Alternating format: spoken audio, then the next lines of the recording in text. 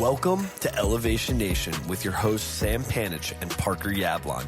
Elevation Nation is a community focused on bringing together young adults who are elevating themselves and others every day. Each week, we welcome a new elevator to share their story and experiences to help you conquer the real world.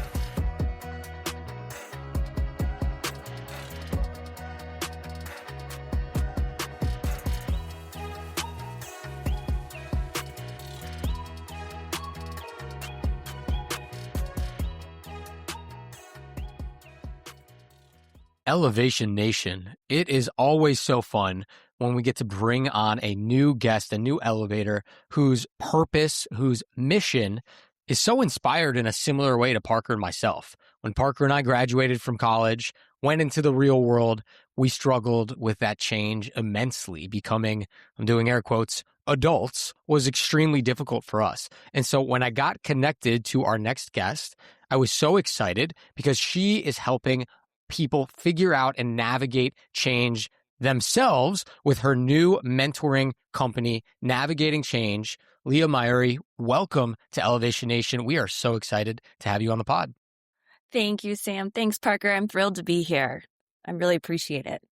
We are thrilled to have you. And, we did a little research beforehand, as we do when we bring on every person on the Elevation Nation, and just excited for the conversation. But Lia, I don't know if you've listened to an Elevation Nation podcast or not, but we start off every single podcast. We've done 450 of these the exact same way. We want to know a little bit more about yourself. So you got to give us an elevator pitch. Tell us a little bit more about who you are. All right. Well, I am a Bay Area native. I went to college at Loyola Marymount University. And my experience ranges from tech all the way to entertainment, with my most recent experience being Paramount Pictures as a director of communications and media relations. Prior to that, I was the head of PR globally for Days of Our Lives. And then before that, I was a senior publicist at NBC Universal, working on shows from pilot throughout the seasons for like This Is Us or The Voice, Chicago Fire, Chicago Med, Housewives of Orange County on the Bravo side, which I love. But I really was honored to speak with you guys because I know you have a very similar mission. And throughout my career, I have been mentoring young women, young adults, especially when they're trying to figure things out. And I found that passion through the fact that I myself struggled so much with, like, where is this bridge when it comes to you graduate? We're told we have all these stepping stones, what's in front of you, and then it's like, get a job. Well, how do we get a job? Where do I begin? No one prepared me for the amount of competition that's going to be happening. Where is it that we can kind of understand the mental struggles that also go into this?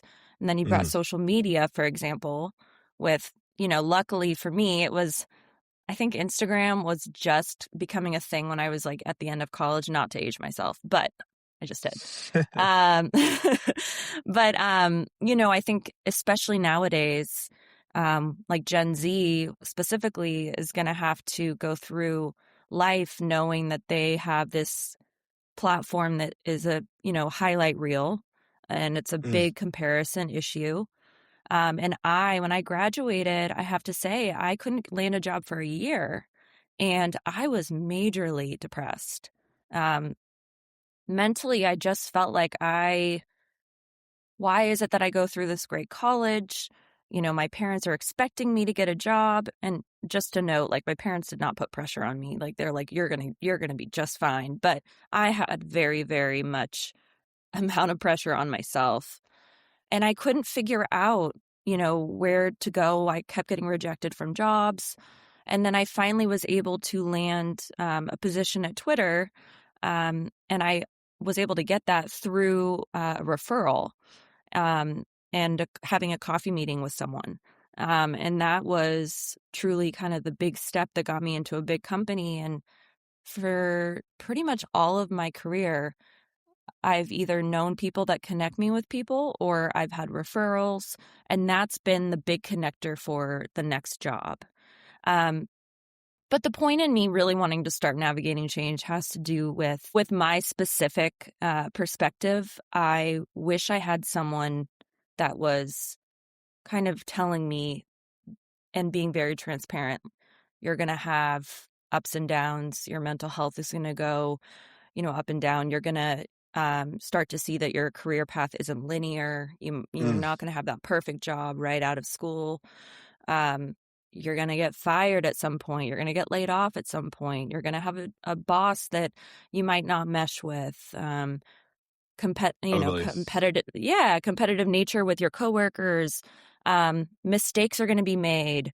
Um, and you're, going to have to take that and learn and not completely break down. And um, so I, really wanted to forge a way to sort of prepare undergrads or even people pivoting jobs, um, giving them the Love it. self-esteem that thank you, giving them the self-esteem and the preparation, whether it be resume crafting for a specific job, um, interviewing prepping, making them feel like they're confident going into an interview and kind of keeping up with the times as well with like AI.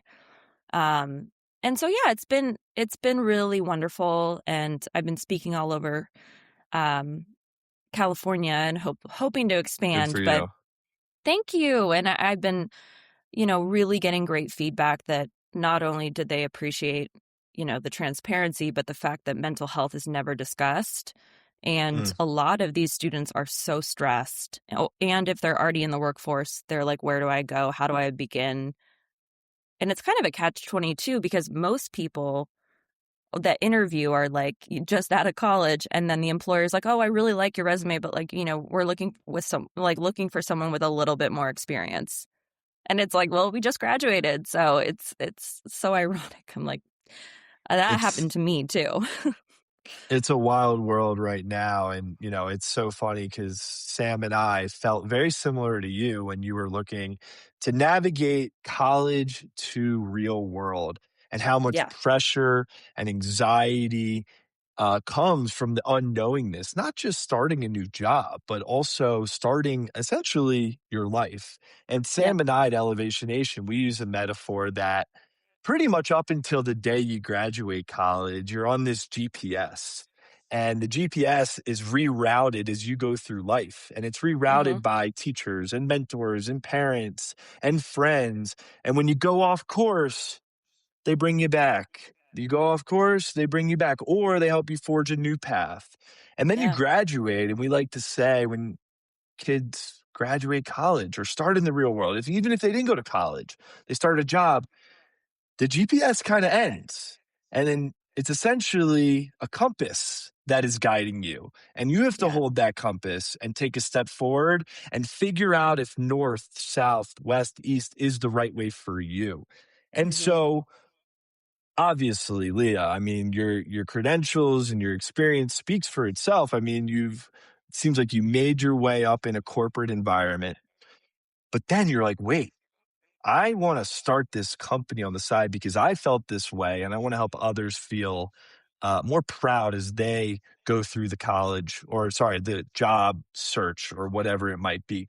What Yeah. was the moment where you decided that you really wanted to take a step away from your normal day to day job and start navigating change?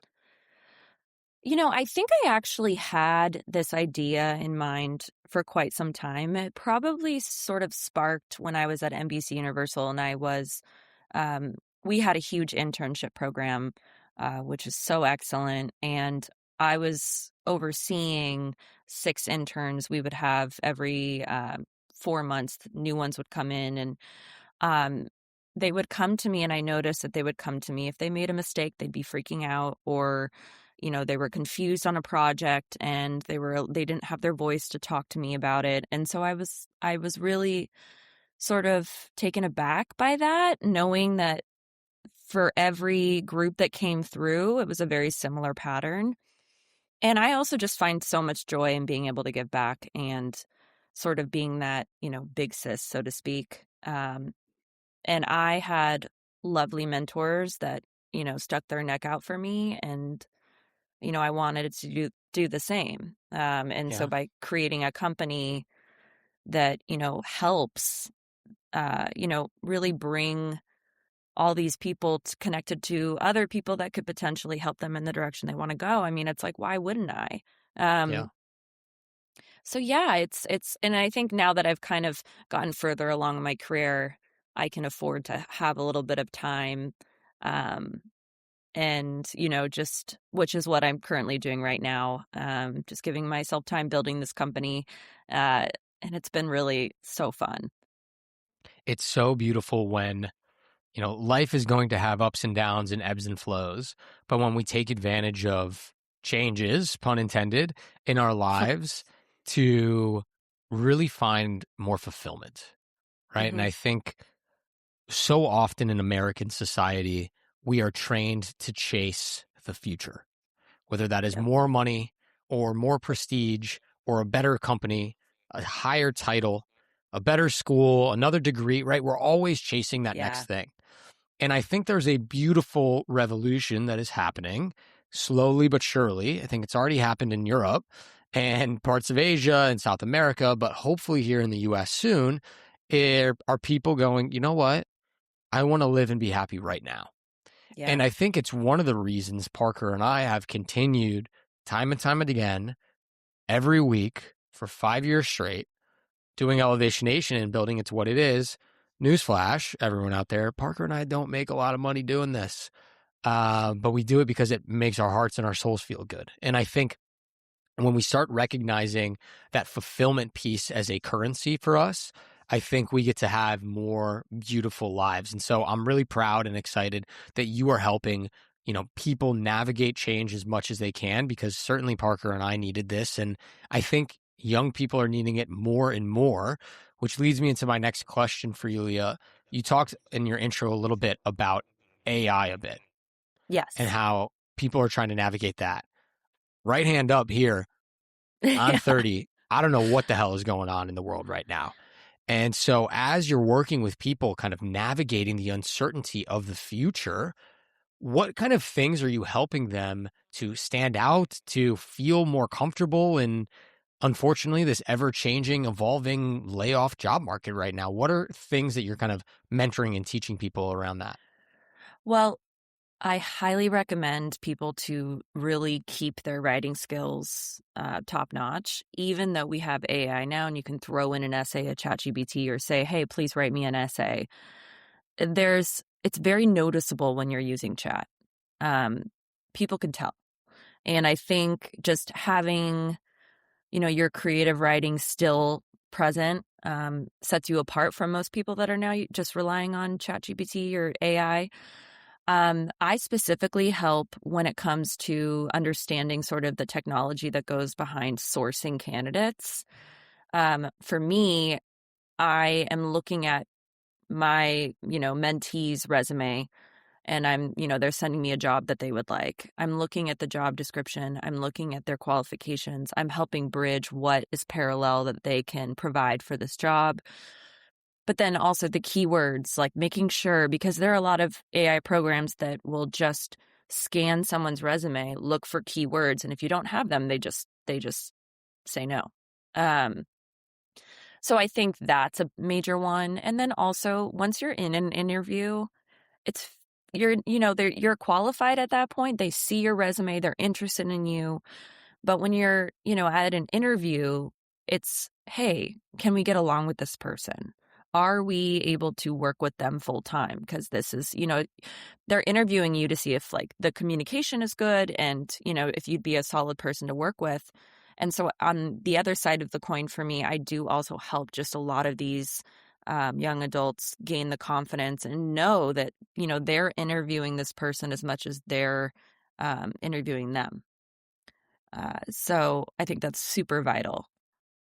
It's so important. And, Sam and I have worked at the same company since we've graduated college. So we technically have only had one formal interview process. Got it. However, I look at it this way. It's like every human interaction you have is essentially an interview, especially when you're meeting a new person.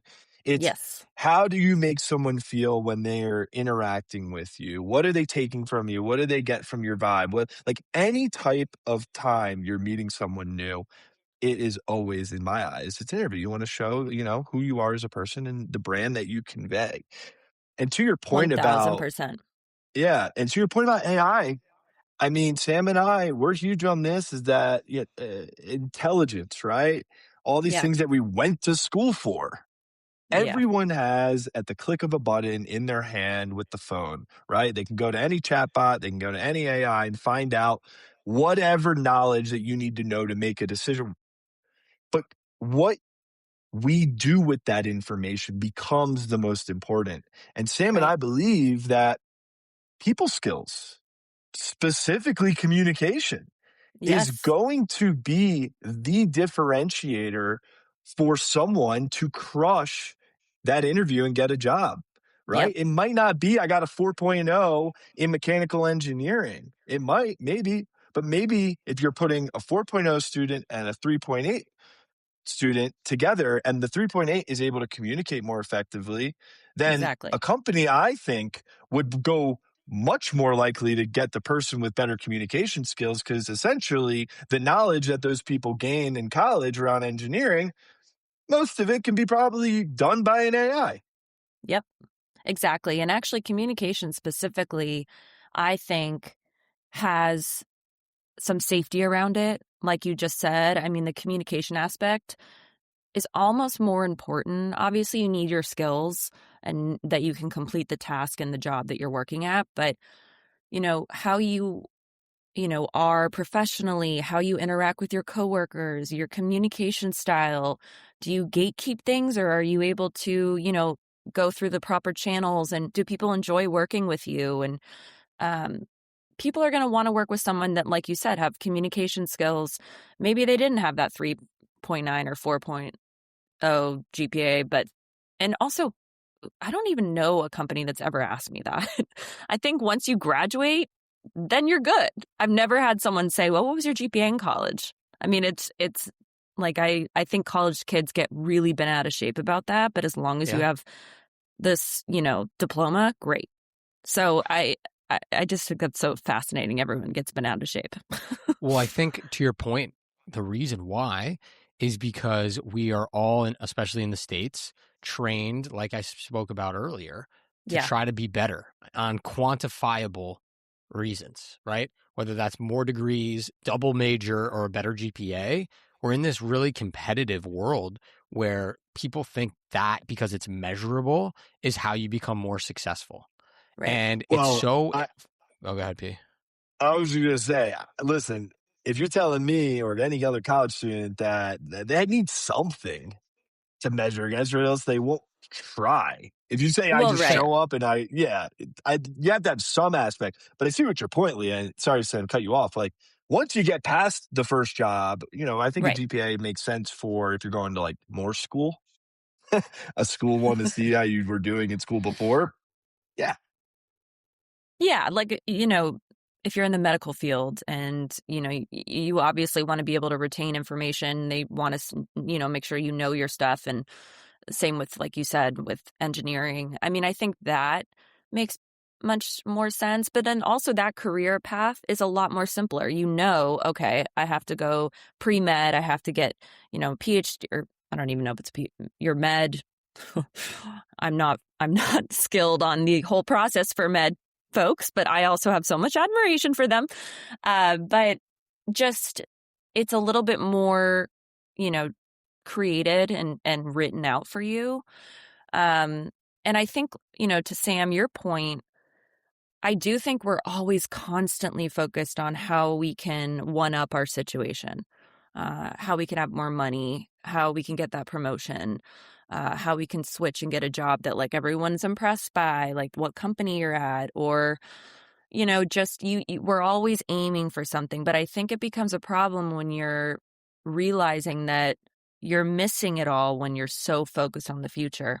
And one thing I really wanted to be able to talk to you guys about today is every single career path, every job I've had, I've even if it's a tough exit from the company or I didn't want to leave or it felt heartbreaking in the moment, I have always landed in a better place than I even anticipated for the following job. So when I think of it that way, it really brings me to this point of, everything is working out as it should. Mhm. And you will eventually leave. You'll be in another company and you're going to look back and be like, oh, thank God that layoff happened. Or I'm so glad. Like I had a very similar situation with Twitter. Um, it was a very difficult managerial issue. And I was in a space where I was anxious every single day. And I wanted to stay at Twitter so badly, but I also didn't love the event marketing space I was in. I knew I wanted more interfacing focus with people, and I wanted to get into entertainment. And, I'll never forget, they were like, you're going to be put on a 30-day performance plan. And I was like, I think I was in my I was 23, 24. I was devastated. I was like, oh my God, this is the worst thing in the entire world. And, we ended up having a meeting with HR and they ended up letting me go. And I was depressed for days. I was like, how am I going to recover from this? This is the end of my my world. Like this is it for me. And then I fast forward like a year later and I had made that jump to LA and I had landed at DreamWorks Animation as my first big studio. Um, and I was in a realm of an industry that I was so much more passionate about. And I would never have made that jump had I stayed at Twitter. And I don't think I would have made the jump if I didn't get let go, because I think Twitter was such a big name. I was there before Yeah. IPO. Then when it got, then it was hot, then it was public and the atmosphere was so great. But did I want to, continue on that path or in tech? Not really. And so I think it just benefited me for this exit. And I just think it's really important for people to know, like, it may not make sense to you now, but it will, and it will surpass your expectations. I love that advice. I think young people especially struggle in trusting the universe a little bit. Mm-hmm. Myself included, I'm working on it. It's a new skill that we're obsessed with, but it's Oh, hard. same. You have to It's hard continue practicing sometimes. it. Yeah. Yeah. And so I think the more you can share your story with people, obviously it certainly has worked out for you. It's continuing to work out for you. And the more you can help people when they're going through a hard time realize I might not see it yet, but Yeah. new opportunities will come in the future because of this moment. The more you Right. can continue to have a positive mindset and push through. And so I think it's a beautiful way to, I'm so cheesy tonight, navigate change. It's a great way to do that because I think we all inevitably are going to go through big changes in our lives, whether that's Yes. career-wise, whether that's with family, friends, relationships, life, death, health, whatever it may be. Change is what makes human life beautiful and also difficult at Yeah. times. And so learning how to elegantly navigate that in a way that you can stay positive for as much of it as possible is a skill that requires Yeah. practice and certainly requires mentorship. And so I'm so grateful that obviously you were on a similar mission to us in trying Yeah. to help people navigate their troubles, navigate their struggles, and really use their mindset to go forward. So I think Can I just also, changes. Yeah, go can I ahead. also just say that I think what you guys have built is so invaluable and incredible. And you have really, really, I believe, especially based off your following and the commitment you put in for the last 5 years, I think what you're doing is creating massive change. And I think, when you had mentioned, Sam, about we might not be, might be not making all the money in the world, but you're passionate about what you're doing. I mean, I have been in a position where I was making a lot of good money, but I was miserable at the job. And I think that just goes to show, like, I would rather be paid, just getting by financially to have a job I actually love going to every day versus just checking that, oh, I'm doing really well. Um, so that's something, yeah, that I also wanted to touch on. Well, we appreciate you. And I think for anyone listening, we can all make an impact in the world. And we can all find, I believe, the things that we're passionate about around how we make that impact. But oftentimes, when people try to go do that, they see that they want a different reward for what Mm, they truly want out of it, right? You often see people stop doing something because it's not making them money, right? yeah, Sam and I started a business right after college.